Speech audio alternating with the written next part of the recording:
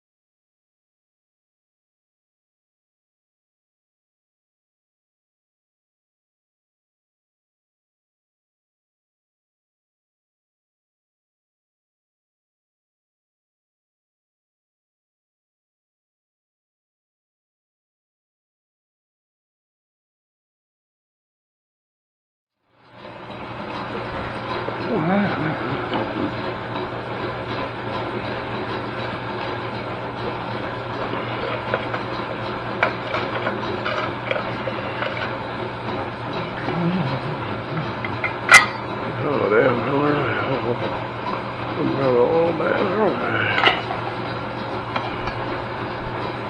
Over here. That's what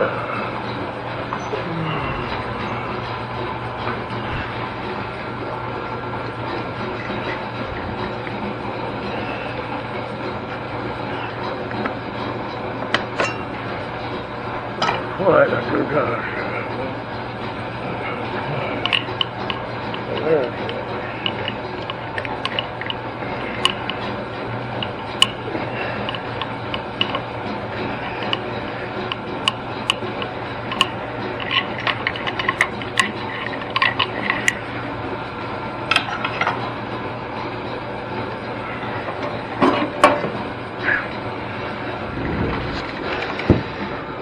Yes, oil bath. I don't know how you get that out of there. Somehow or the other, I guess. Well, we'll worry about that later. Okay.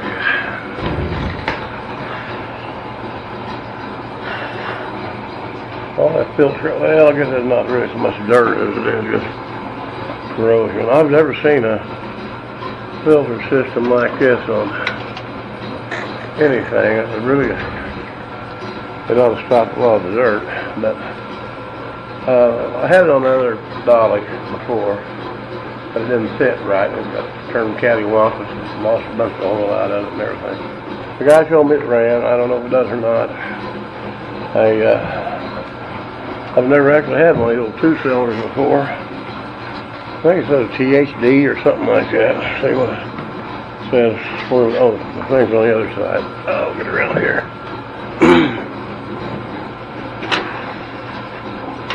I don't know where he found that at.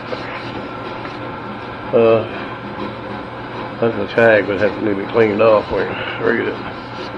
Yeah, THD. Okay. If I understand it right, they made two different versions. This one's the one that both pistons come up at the same time. I can't understand what the logic of that is, because it looks like it threw it way out of balance. As opposed to having, alternate. But anyway, he made a concoction of starters. I should have brought it in here. It's an old Ford starter off an old car. I think tractors had them too, but it had that big old starter spring on there. It was prone to break way back in the 50s and 60s. I've worked on a few of them before. He put that pulley on, so he welded it on, but I don't know any hand crank thing back, it's too dark to see. I like that off, won't be no big deal taking it off and just welded it in front. But I'm not going to really worry on this one too much. I got other stuff to do, just whenever I get around to wanting to. It's got a solenoid. Can't turn the thing around in here very good. I think it's got one of them push button solenoids on it. It goes down a little bit, you use that as a starter button. We have some old tractors had that before. Quite a bit of the sheet metal bolts is missing, and I don't know why that is. Probably need to take it off anyway, since there's any mice in it. Nice mess. Whoa, howdy. All right, hang on a minute. I got to. But anyway, I'm not in a big hurry with this. I just bought the thing because it's kind of old, and I like old stuff. So. All right, that's going to be enough of this one for a while now. Thanks for watching. I don't know, I wasn't going to fool with this old Wisconsin a whole lot, but I got kind of curious about a few things. Anyway, I went ahead and changed the oil. It had, I think, way too much in it. May have too much now, because that new oil, I couldn't tell where it was on the stick. So once I get it running, I know it's got plenty in it, but once I get it running, I'll see where we are. And of course, I'm about to pull that off the, what we got caught under here. There. Getting ready to turn around here a little bit. Maybe that's good enough. I was checking. I know it's got compression because I couldn't hardly turn it over. Of course, I didn't have no way of actually checking on the compression tester because I can't turn it over fast enough. But I don't know if you can see on here or not. We'll see if we can or not. I don't know if I can get it to snap over or not. I don't think. I don't know if you can see it or not. One of them got far. They both got far, but you can see it. Maybe you can see it here. I don't know if you can or not. But they far at the same time. And that's obvious because they come up, the pistons come up at the same time and all that. I've got to try to get them in a little bit better position there, but mayhaps we can, mayhaps we can't. I don't know. Get right down here.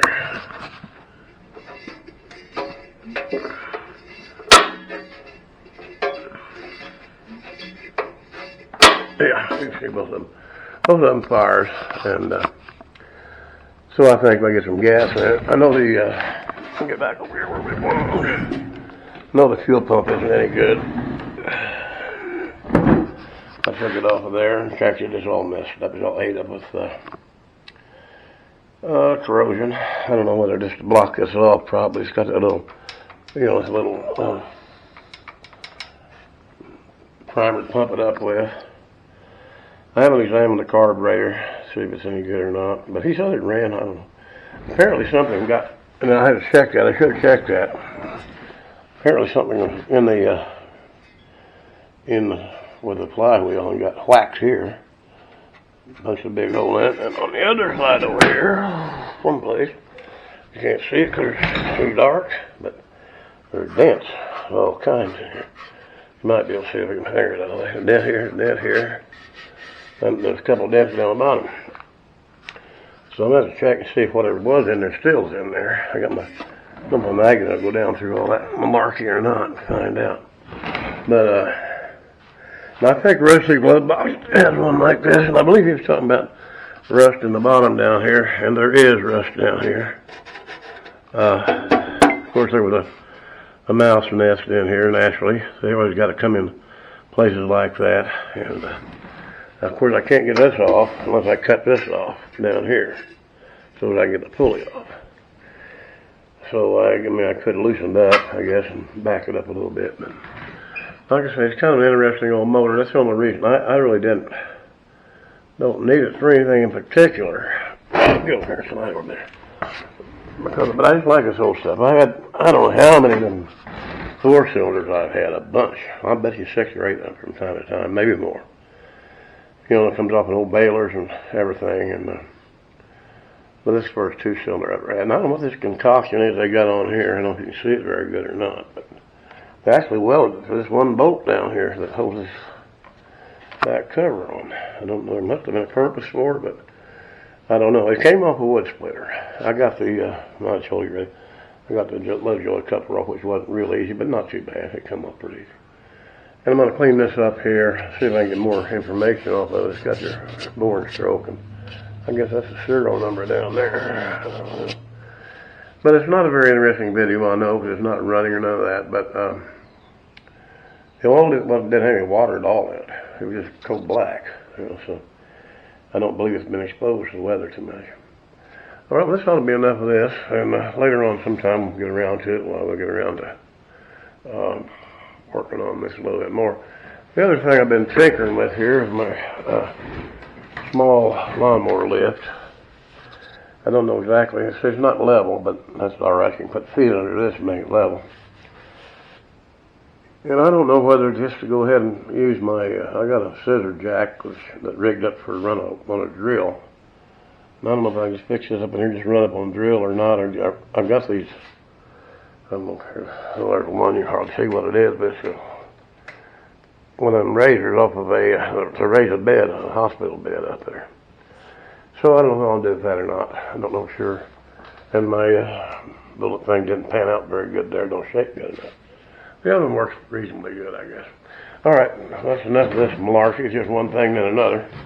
So we'll see you later. Get this whole thing going one of these days and see how she does. And that's it for now, I guess. I'm through rambling.